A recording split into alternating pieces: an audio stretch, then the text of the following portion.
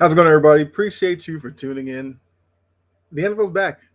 We have a game tonight. We have Eagles Cowboys. Now, a couple of years ago, I did NFL picks. Last year, I kind of slacked off on it. So this season, to keep myself accountable, I'm going to use ESPN's Pigskin Pick'em to make my picks and obviously keep track of my record. Should make it easier.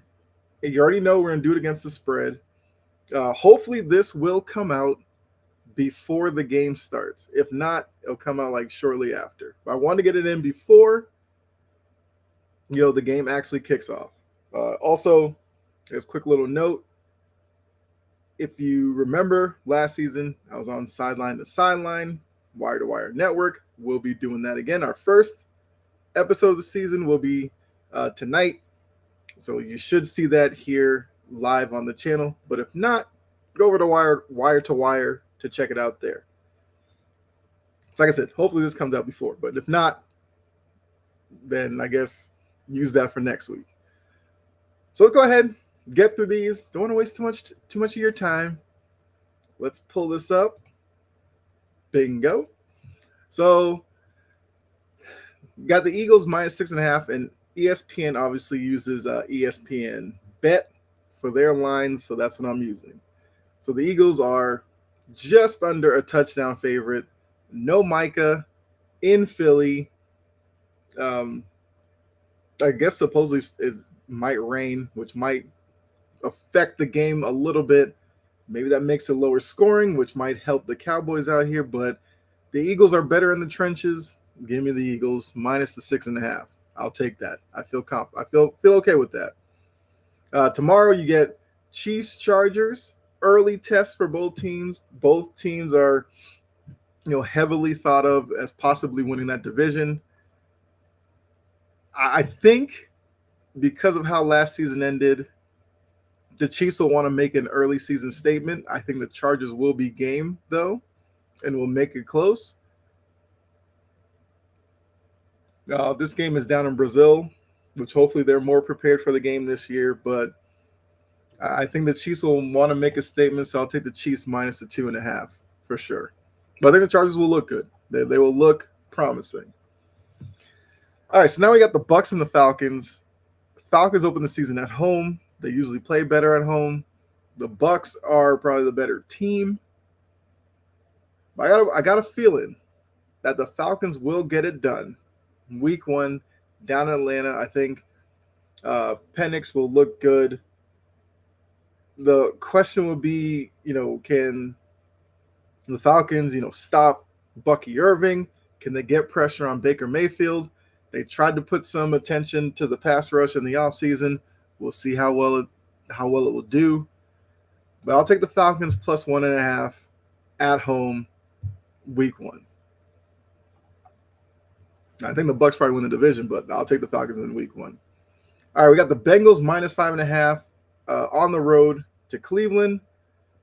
Bengals, highly prolific offense, unpredictably on defense. Don't really know what they're going to be. They have a new defensive coordinator, probably new scheme, some new pieces. Hendrickson's back in the fold for one more year at least. They finally got Stewart signed. Will the time that it took them to sign him, will he start off slow? Don't know. Either way, with that offense, you have Myles Garrett, you have Denzel Ward on the other side. But can the Browns offense keep up with Cincinnati? I'm going to say no. I'll take the Bengals -5.5. All right, got basically a pick 'em, but Dolphins, Colts. So I don't know. For some reason, I thought this game was on. I thought this game was in Miami, but apparently not. It's in Indy. Okay, so quarterback questions in Indy. I think the Dolphins have a better roster. Like the Colts aren't a terrible roster. They're just bad at the wrong spot. So the Dolphins really will just have to focus in on Jonathan Taylor. It is September. Miami seems to play better early in the season, obviously. So I'll take the Dolphins plus half a point. Kind of like that. All right, my squad. Patriots, home, 3.5 point favorites. I think at one point I saw that this line was minus 2.5, but now it's minus 3.5. Raiders team, new regime, Pete Carroll, Geno Smith's there, you get Ashton Jeanty, so it's going to be interesting to see the Patriots run defense against Ashton Jeanty, which also have Brock Bowers in the passing game, running over the middle. See if the linebackers are game for that, or if you have to use a safety on Brock Bowers.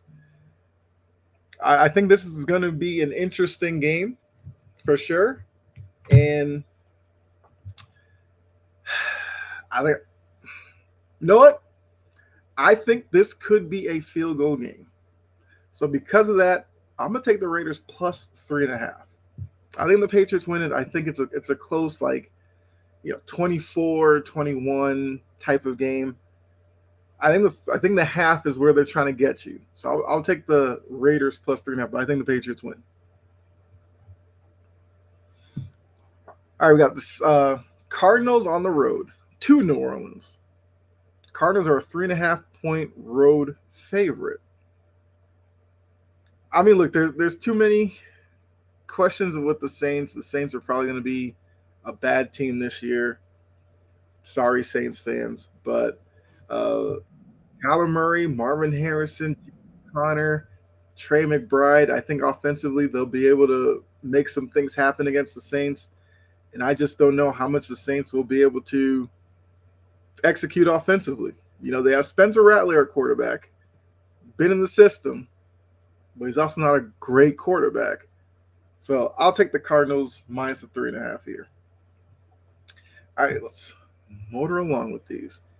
Steelers minus 2.5. Aaron Rodgers to his old stomping ground for two forgettable seasons in New York to face Justin Fields, who was with the Steelers last season, played well early, replaced by Russell Wilson, never really established what he had early on. So revenge game for both. If the Jets can establish the run, which might be tough against the Steelers defense, I might be inclined to take the Jets plus the 2.5. But something tells me the guy who loves the big dramatics in Aaron Rodgers finds a way to get it done against his old team. All the attention and everything. So I'm going to take the Steelers minus 2.5. All right, Commanders and the Giants. So here's the interesting thing. Giants defensively, I think, will be okay. I think they'll be able to cause some issues for the Commanders' offense, even though they did get Terry McLaurin back, which great deal by them. Question to me on the other side of the ball. They have Tyrone Tracy. You have Russ, who's going to start. Jackson Dart's the backup. So I guess if anything would happen to Russ, you might get Dart sooner than you might have thought. Malik Neighbors on the outside. 6.5, kind of a big spread for week one. You know what? I'm gonna go crazy here. I'm gonna take the Giants plus 6.5. I think the Commanders win, but maybe the Giants defense keeps it closer for a week one game. Teams, feeling themselves out with schemes and all that. I mean, the Commanders obviously had a great year last year, but I think the Giants might be a little bit feisty. So I'll take the Giants plus 6.5. All right, Panthers plus 2.5 on the road to Jacksonville. I'm not the biggest Jacksonville guy because of Trevor Lawrence, but look, they got Brian Thomas. They have Travis Hunter. We'll see what that can do for Trevor Lawrence, who definitely needs to step his game up this season. But once again, I'm going to go with the team that might be slept on a little bit here. I'm going to take the Panthers plus 2.5. I think Bryce Young, Ted McMillan, I think that connection early on will pay dividends. The Jags secondary isn't great. So And I think Bryce Young is a more confident quarterback this year, coming into this year based off of the second half of last year. So they put some attention into the defense. I think that's going to be good for the Panthers, obviously. So I'll take the Panthers plus 2.5. All right, Titans plus 6.5, heading out to Denver to face a Broncos team. Got a little hype. Minus 6.5. Once again, another basic touchdown spread. I think Cam Ward is going to be good. This is a tough test. Starting out in Denver at altitude against a really good defense. It is week 1. Gotta remember that. So the Broncos may not look as good as some people may think. Tennessee could look a little better than some people think. That's where the trick is in picking week 1 games. Could the Titans maybe do like a 27-23 type of game? Cover. Give the Broncos a little bit more than they can handle. That would obviously depend on kind of the shifted offensive line. Cam Ward as a rookie, how comfortable does he look? I think he'll be okay. I do. So you know what?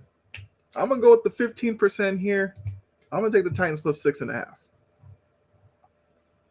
Seahawks plus 1.5 as a home underdog. And I got to tell you, I'm kind of liking the vibe of the Seahawks. I think McDonald will have that defense playing better in his second year with his scheme. I think Darnold, who was good for like 75% of last season, will play well again. Get Kenneth Walker, get Charbonnet going. I think they could beat a Niners team that has a lot of questions going into week 1. I know people are high on them because of their easy schedule. Wide receiver group's an issue. McCaffrey's health is going to be an issue. Lost a lot of pieces defensively. How long does it take for Saleh to get those guys playing the way he wants to? I'm taking the Seahawks plus 1.5. I actually think the Seahawks win this game. So, yeah. Another game, pretty much a pick 'em. Packers, Lions. Packers get to show off their flashy new toy and Micah Parsons on defense. The Lions had to replace a couple of players, a lot of the big parts of their coaching staff. So there might be some adjustment happening there, but it is in Green Bay. No, I'm going to take the Packers plus 0.5. I think the Packers get this win. I think the Packers have a good season this year. I think the Lions will as well. So I'll give the Packers this one. This is probably a season series that splits. They probably both win at home. So I'll take the Packers week 1. Look for Matthew Golden, maybe to do something. Texans plus 2.5. Heading out to LA to face the Rams minus 2.5 favorite. Matt Stafford, apparently the back's okay. Looks like he's going to start. Got Devontae Adams. Nice, wide receiver to pair with Puka Nacua. They lose Cooper Kupp. You get Devontae Adams. Not a bad trade-off. Texans, really good defense last year. Will probably be really good again this year. Anderson, Danielle Hunter up front, Stingley in the back end. So who do I like here? Rams have Jared Verse. Had a really good rookie year. Can he follow it up with the sophomore season?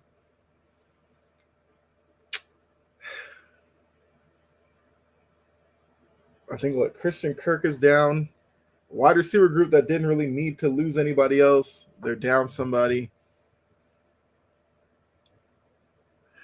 I think I'll take the Rams here because it's in LA. And if Stafford is healthy, like they're claiming or making it look like, I think that offense could be good, despite Houston defensively probably being really good this year. Also, no Joe Mixon. It'll be good to see Nick Chubb back after his latest injury that led to him missing time in Cleveland. It was a knee injury, but saw the offseason workout stuff. He was lifting weights and everything.